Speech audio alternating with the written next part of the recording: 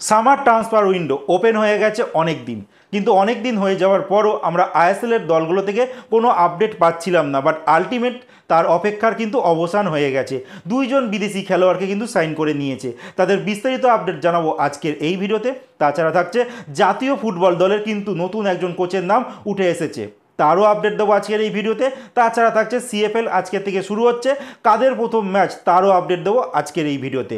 সব খবর জানাবো আজকের এই ভিডিওতে। তার আগে প্রতিদিনের মতো বলবো, খেলার আপডেট খবর পাওয়ার জন্য আমাদের চ্যানেলটিকে সাবস্ক্রাইব করতে একদম ভুলো না। তো চলো শুরু করা যাক আজকের প্রথম খবর। আজকের প্রথম খবরটি বলছি, সিএফএল আজকে থেকে শুরু হচ্ছে, মানে আজকে বুধবার। আর আজকে থেকেই কিন্তু প্রথম ম্যাচে মুখোমুখি হচ্ছে কালীঘাট মিলন সংঘ ভার্সেস বিএসএস। আর বলে রাখি, লাস্ট ইয়ারের কিন্তু সিএফএল কে চ্যাম্পিয়ন সেটা এখনও অবধি কিন্তু আমাদের সবার কাছে অজানা। তার মাঝেই কিন্তু এই বছরে সিএফএল স্টার্ট হয়ে গেল। আর এই ম্যাচটা তোমরা কোথায় লাইভ দেখতে পারবে, মানে পুরো টুর্নামেন্টটাই বলে দিই, তোমরা কোথায় লাইভ দেখতে পারবে। তোমরা টিভিতে কিন্তু এই টুর্নামেন্টের খেলাগুলো দেখতে পারবে না। তার জন্য তোমাদের একটা অ্যাপস আছে, SSEN অ্যাপস তোমাদের ডাউনলোড করতে হবে, একটা সাবস্ক্রিপশান নিতে হবে, তারপরই তোমরা এই সিএফএল এর ম্যাচগুলো এখানে দেখতে পারবে। এরপরের যে আপডেটটি দেবো দল বদলের, সেখানে যে আপডেট বেরিয়ে আসছে, 36 বছর বয়সী স্প্যানিশ মিডফিল্ডার জাভি হার্নান্ডেজ, যিনি লাস্ট ইয়ার খেলেছিলেন জামশেদপুর এফসিতে। আর এই খেলোয়াড়টিকে কয়েকদিন আগে অবধি নর্থ ইস্ট ইউনাইটেড এফসি তারা ইন্টারেস্টেড ছিল তাদের দলে নেওয়ার জন্য, বাট আলটিমেট সেইটা আর হচ্ছে না।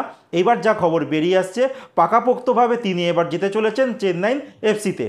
বাট এখনও কিন্তু ডিলটা ডান হয়নি, কারণ এই জন্যই হচ্ছে না যে এফএসডিএল এর সঙ্গে এআইএফএফের এখন অবধি কোনো চুক্তি হচ্ছে না, তার জন্য একটু অপেক্ষা করছে। মোটামুটি ধরে রাখো এই জাভি হার্নান্ডেজ কিন্তু সিএফসিতে যেতে চলেছে, মানে চেন্নাই এফসিতে যেতে চলেছেন। আর তিনি 2019 সালে ইন্ডিয়াতে এসেছিলেন, তখন সবার প্রথম এটিকেতে ছিল, তবে এটিকে থেকে এটিকে মোহনবাগান হয়ে যায়, সেখানে তিনি খেলেন। তারপর তিনি Bangalore FC, Orissa FC, Jamshedpur FC হয়ে এইবার তিনি চেন্নাই এফসিতে যেতে চলেছেন, মানে এটা তার কাছে 6 নম্বর দল। তো দেখা যাক তিনি চেন্নাইতে গিয়ে 36 বছর বয়সে কেমন খেলেন। এরপরে যে আপডেটটি দেবো জাতীয় ফুটবলকে নিয়ে, তো জাতীয় ফুটবল দলের নতুন কোচের একটা নাম কিন্তু ভেসে এসেছে।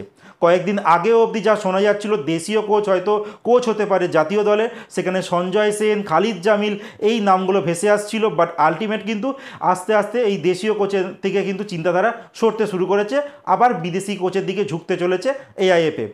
আর সেখান থেকেই যা আপডেট বেরিয়ে আসছে, ইভান ভুকোম্যানোভিক, যিনি একটা সময় কেরালা ব্লাস্টার এফসিতে কোচিং করিয়েছে, আর কেরালাতে তিনি যখন কোচিং করিয়েছে কেরালাকে 3বার প্লে অফ কিন্তু খেলিয়েছেন। ভালো একটা কোচ, কিন্তু একটা মাইনাস জায়গা থেকে যাচ্ছে। সেই জায়গাটি হচ্ছে মানেলো মার্কুয়েজ, আমাদের এক্স যিনি কোচ ছিলেন। আর এই ইভান যদি ভারতীয় দলের কোচ হয়, এই দুটোর কোচেরই কিন্তু একটা সিমিলার রয়েছে। কি সেই সিমিলার? সেই জিনিসটা হচ্ছে এই দুটো কোচই কিন্তু কোনো জাতীয় দলের কোচিং করানোর অভিজ্ঞতা নেই, তারা পুরো কেরিয়ারেই তারা ক্লাব কোচিং করিয়েছে। আমরা মানেলোকে দেখেছিলাম, তিনি ক্লাব কোচিংয়ে কিন্তু যথেষ্ট সফল, বাট ন্যাশনাল টিমে কিন্তু তেমনভাবে তিনি সফল নন। এবার দেখার বিষয়, যদি ইভান ভারতীয় দলের কোচ হয়, তাহলে ভারতীয় দল কেমন পারফরমেন্স করে। এরপরের যে আপডেট দিতে চলেছি সেটা হচ্ছে দল বদলের, যেখানে দল বদল অনেক দিন ধরেই কিন্তু কোনো আপডেট আসছিল না। সামার ট্রান্সফার উইন্ডো ওপেন হয়ে গেছে, ফাইনালি আপডেট এসে গেছে।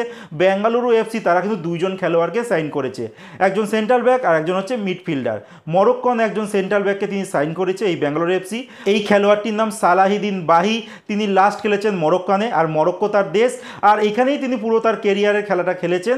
আর এবার তিনি ইন্ডিয়াতে আসছে, এইটাই তার কাছে কিন্তু কোনো বিদেশে খেলা ফার্স্ট টাইম। 30 বছর বয়স, একটু বেশিই আছে।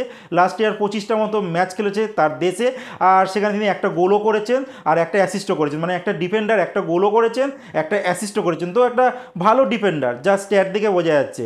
এবার ইন্ডিয়াতে আইএসএলে কেমন খেলে সেটা এবার দেখার, কারণ নর্থ ইস্ট ইউনাইটেড এফসিতে আমরা দেখেছি যে আলাদিন আজারে, তিনি কিন্তু মরক্কানি একজন খেলোয়াড়, তিনি ইন্ডিয়াতে এসে যথেষ্ট সফল।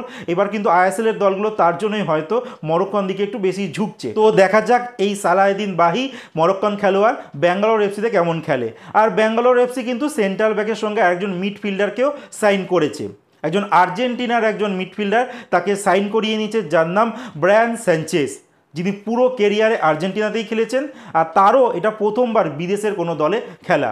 লাস্ট সিজন তিনি 14টা ম্যাচ খেলেছেন আর 2খানা গোলও করেছেন, কোনো অ্যাসিস্ট কিন্তু করেননি এই মিডফিল্ডার। 32 বছর বয়স, বয়সটা একটু বেশিই আছে।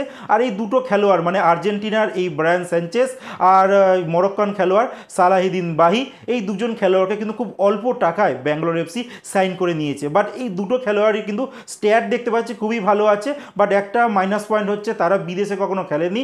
মরক্কান খেলোয়াড় মরক্কোতেই পুরো কেরিয়ারটা খেলেছে, আর এই আর্জেন্টিনার খেলোয়াড় তিনি কিন্তু তার পুরো কেরিয়ার আর্জেন্টিনাতেই খেলেছেন। এবার দেখা যাক ইন্ডিয়াতে এসে আইএসএলে কেমন খেলে, বাট এখনও অবধি আইএসএল কিন্তু অন্ধকারেই রয়েছে, হবে কি হবে না সেটা কিন্তু ধোঁয়াশায় রয়েছে।